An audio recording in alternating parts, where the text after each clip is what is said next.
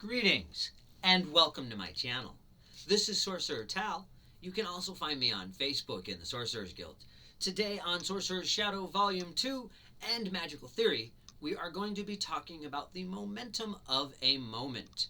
Now, we're going to be breaking this particular video up into a few parts. First, we're going to talk about how I learned about this concept as a child, and one of the first uses that I was taught of it with the pouches that we'll talk about, and we'll talk about how to make those and how to use those. And then we're going to talk about using the momentum of a predictable moment to cast and or release sigils, and then we'll talk about the momentum that is in some places that can be used in a similar way, and why we want to get components with good backstories when we are doing our spell work.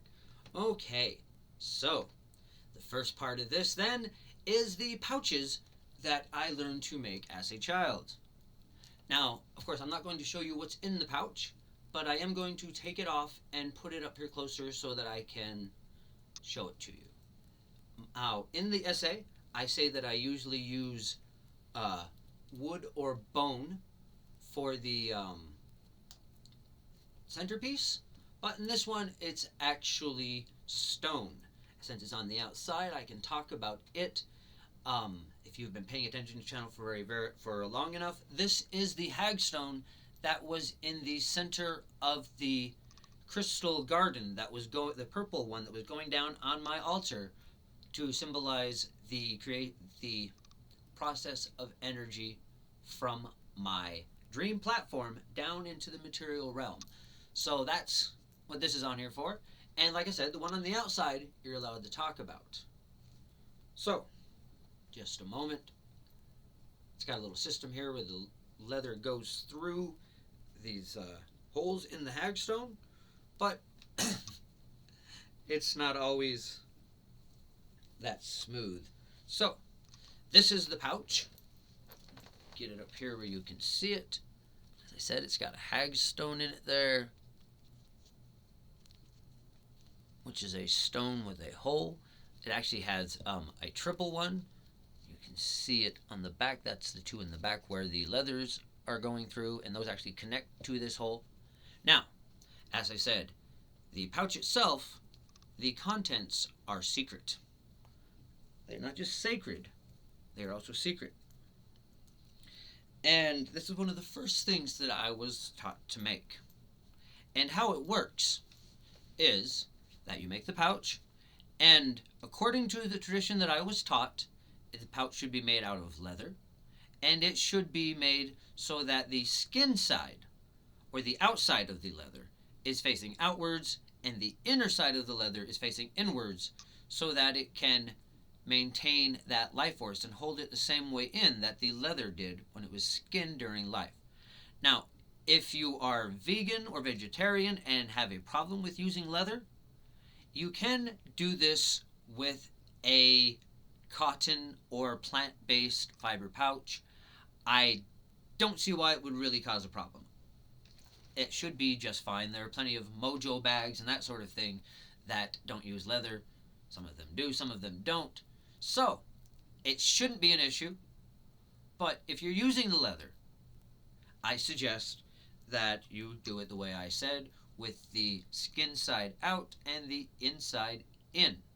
And I mentioned that I use a particular stitch that I was taught as a child to make these pouches. And that is a very simple stitch. They call it man stitch, but it's just over, you just go through, and then pull the thread. As you loop it through, there makes that loop, you pull the thread through the loop and tighten it with each stitch. And that is man stitch. That's all the more complicated it is. There's no need to necessarily use that stitch, but it's the one I always use. Okay, so the items then that go in these pouches are a little different than those that you would put in a mojo bag or something like that from Hoodoo. In there, you're going to mostly be putting, well, essentially spell components, like a piece of turtle shell for protection, stuff like that, maybe a rabbit's foot for luck, or even for speed, things of that nature. A piece of a stag's horn if you were going out trying to, well, if you're going stag, yeah, if you're going out trying to meet people that you are interested in for courting, you could put a piece of stag's horn in there, etc. Okay, these are a little bit different.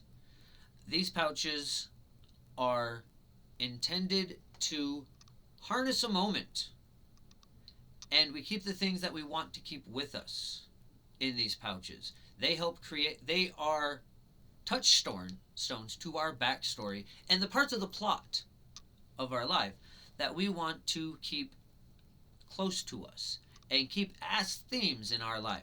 So, for example, say you just won a, well, whatever you're into. Let's say you just won the big baseball game for your for your team. So, as soon as you have hit that ball that won the game, look down, find anything on the ground.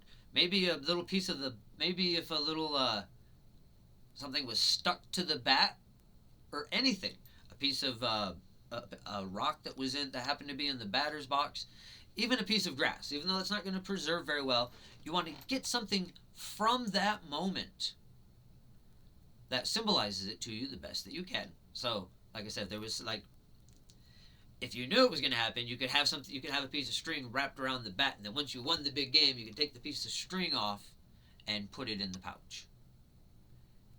And anything like that. Also, objects from places that mean something to you, events that you go to, festivals, ceremonies, any of these things where it is a moment that you want to cling to, that you want to keep part of your backstory and help progress forward. You take some object from there and place it in the pouch. And you never tell anyone what is in the pouch. The secrecy is part of what gives this its power. But the other thing that's going to give it power is, well, essentially sentimental value and reminiscence.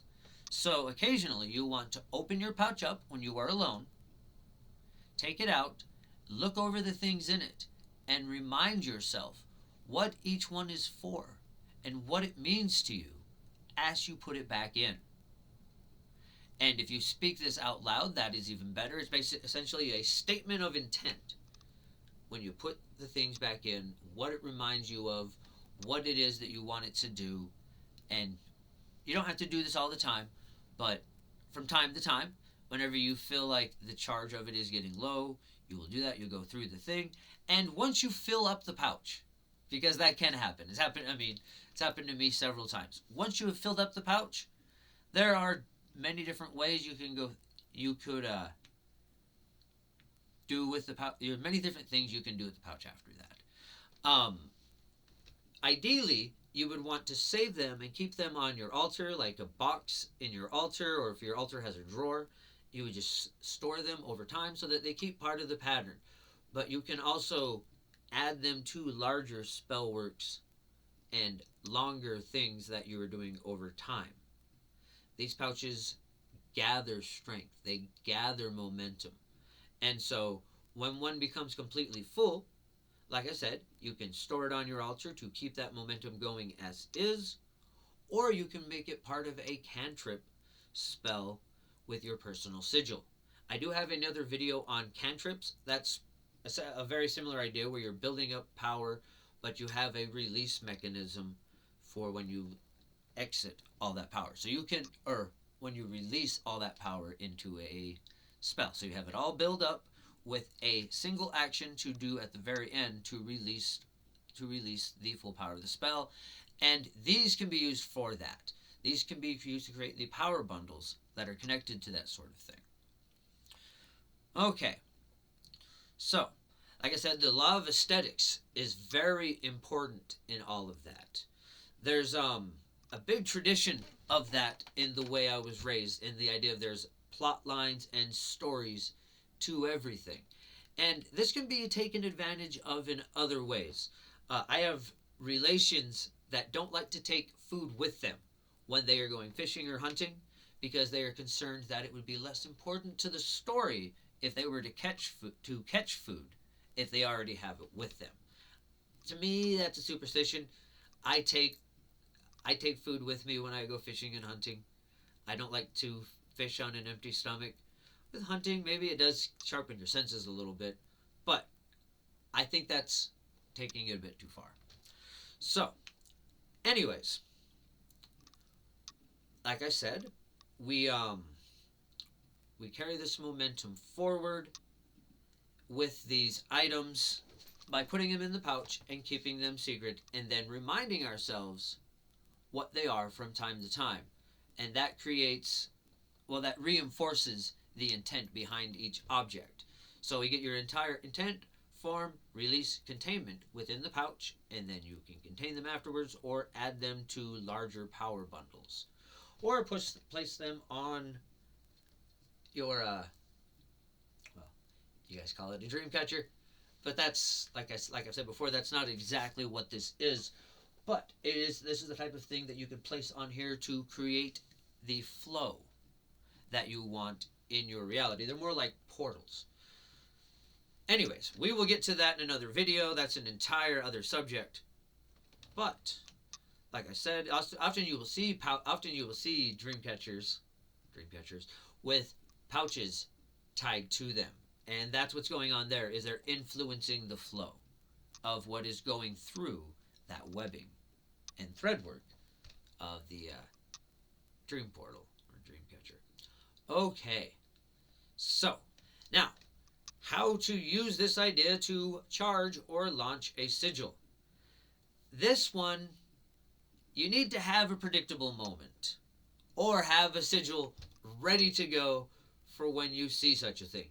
The example that I use in the essay is that if you were creating a sigil for victory, that you could go to a foot race, wait at the end, and then have the whole spell have the spell charging as the opponents, as the people in the race are running towards the finish line. You could have the sigil with you and start charging it on the excitement of the race as it's coming to a conclusion. And then right as that runner crosses the finish line and rips through the ribbon, you would rip the sigil in half to release it. And that could give you a very potent intent, form, charge, release sigil for victory. But this can be used for anything. It's more easy to take it to places where you know there's going to be a lot of a certain emotion and charge it there and then release it at the end of that thing, like at a festival or a funeral if you're trying to end something, or a wedding if you're trying to join things, etc. Birthday parties for new beginnings would be a good place to charge a sigil for new beginnings. There are many different ways that this idea can be used, but you're catching the momentum of that idea and you want to link it as closely as you can. So like the one for victory with the race, if you were going to create a sigil for victory in your own race or some other competition that you were involved in, that would be ideal, because you want to link these things up as closely as possible. The law of aesthetics is key. Okay, so like I said, you want to charge them from the energy of the event or the moment. Like with the race, you're going to start charging it as the runners get close to the finish line, and then as the one that actually wins, that's when you would release the sigil. And you could do the same thing with a fireworks display. You could charge the sigil during the entire thing of the fireworks and then rip it right at the end of the finale. If you're going to do something with fireworks, it might be a good way to do a minor great left through a sigil rather than using your own kabooms. Or for something where you're trying to create glamour or just really draw people's attention to something. A fireworks display would be a great sigil for that sort of thing. Anyways, so the last thing that we're going to talk about then is places. Well, not the last thing, because there's two more. Next thing we'll talk about is places that have momentum in them. So rather than the momentum of a moment, but places to typically leave a sigil that has a momentum to it, and leaving it there or tearing it there as the release portion of the sigil. Now, this works out great with many different things. This is one where you can, well, somewhere where they have weddings and a wedding chapel, something like that. This is somewhere where you could leave a spell to strengthen your own relationship or a spell to find love, like I say in the essay. One could also leave sigils at a funeral home. If it is a sigil to remove something from your life, you could leave one at the hospital. Um, that one you'd want to be careful about where you picked in the hospital. So if it's something where you want someone to sicken or something to get weaker, you would take it to one of the hospice areas of the hospital. And if you wanted it to be a healing thing, then you would take it to like the physical rehab part of the hospital and leave it there. If you wanted, well, you have to be careful with how you directed your intent, but the emergency room could be used in several different ways. You could use it so that you could have help in an emergency or to cause an emergency. There's many different ways, and again, this is the law of aesthetics here. Whatever is going to fit the theme best up to the sigil of what you're casting. Now, you're going to want to have this planned beforehand and take that into account when you create the form of the sigil as well. So if it is one that is going to be left at a wedding chapel, then you're going to want to design the sigil to work thematically with wedding chapels. And if you know what wedding chapel you're going to leave it at, and that one has a particular theme, if you can work the sigil to being synced in with that theme of the particular chapel you're leaving it at, so much the better. Yeah? Okay, so this last one. How to get the best spell components possible. This is why it's important to get things like sweetgrass, sage, and that sort of thing from people that know what they're doing. Because there is a backstory, there's a history. There is the singing to the sage or the sweetgrass as you harvest it, and how you braid it before you cut it, and all these things that you do that add to that backstory, and it makes these items more valuable. But also, we can take components from places and that have a better thematic link. Like if you can get rose petals from a wedding chapel and a successful wedding, those would be better in any sort of love or attraction spell than rose petals that you simply went and bought off from the local occult shop, or just went to the store and bought a rose and got the flowers off of there. And actually, out of the two, flowers that were intended to be given to someone as a lover or on a date will work better for this type of magic than if you just go to the local occult shop and buy a little bag of rose petals. Just that alone is going to make a huge difference.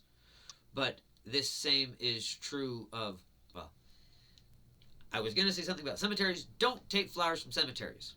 Don't do it. The dead will charge for such things.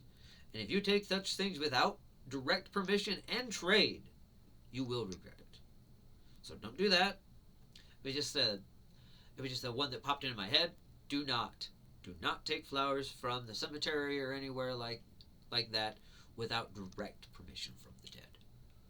Anyways, you could take things from the police station if you were going to, like anything from a police station, if you were going to then place that in a box and keep the police off of you, that sort of thing. Anything where you're working with the legal system.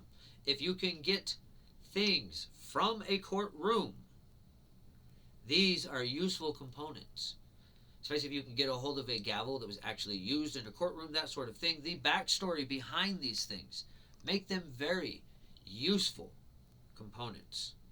And like I said, law of aesthetics applies here very much so. This is very much an episode based on the law of aesthetics and the themes and patterns within things.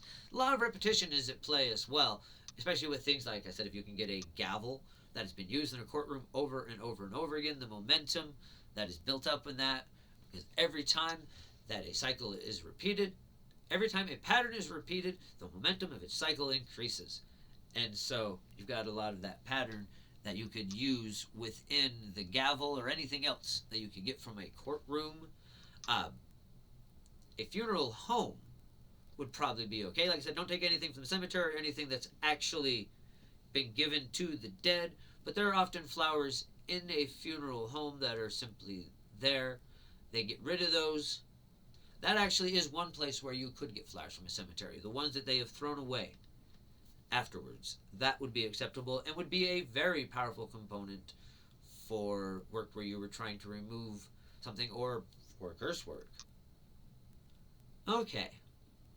So, let's see. I think we've covered everything that I wanted to get through on this episode.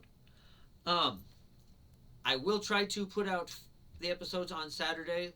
Like I said, like we did do the rubber chicken thing last week, and that kind of threw me off schedule. So I apologize for there not being a Sorcerer's Shadow Volume 2 last week, and this one coming out on Sunday. I'm going to try to keep it to Friday or Saturday when they come out. But I'm going to be wandering off again. So this will probably be the last time you see this set for a while. This shouldn't interfere with my schedule, but I'm going to be heading up to Canada towards the end of this week, and the next Sorcerer's Shadow video will probably be filmed from up there or on the road on my way. And the next one that is coming up is a discussion on quantum entanglement and war water, which those of you who have been paying attention to the channel will recall I have done a video on that in the past, but we're going to be talking about it in more detail. There are a few essays in this volume that I got the rough draft from a previous video, and the reason for that is because, well, while I was getting ready to write this episode, I was thinking about a lot of the things that I wanted to write about, and I wound up doing videos on them during that time. So I used that as the rough draft, and we will be going over everything in much more detail, and hopefully, now that we have covered it twice, we will be able to make it as clear as possible. Okay, so that's going to be next episode of the Sorcerer's Shadow Volume 2. We will be talking about creating a... Oh, Ramboista. I got them wrong. Hold on a second. Let's see. Momentum of a moment. And then... Oh, that's right. A discussion on war water and quantum entanglement. Okay. So that's going to be it for this episode. Thank you once again for joining me. If you haven't subscribed to the channel, please take the opportunity to do so now. Until next time, bright blessings and an interesting fate. This has been Sorcerer Tal.